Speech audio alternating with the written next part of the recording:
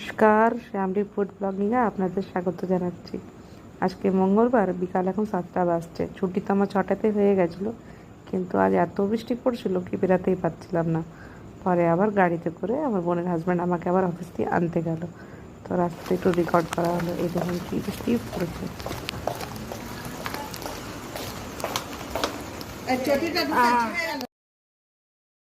আসার পরে কাপড় চেঞ্জ করে আমি বসে গেলাম চা খেতে।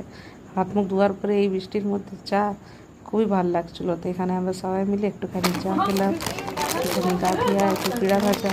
মানে চা শুধু না, চায়ের সাথে হয় নাস্তা। আর আমার এই শ্রেষ্ঠর গাঠিটা খুব ভালো লাগে। তো আমরা এখানে সবাই বসে চা নাস্তা করতে লাগলাম। বোন, আমি, হাজব্যান্ড, বাচ্চাটা, মা, ভাই, সবাই মিলে এখানে একটুখানি চা নাস্তা হলো, একটু গল্প হয়ে গেল। এই দেখুন বদমাসটা আমার কোলে বসে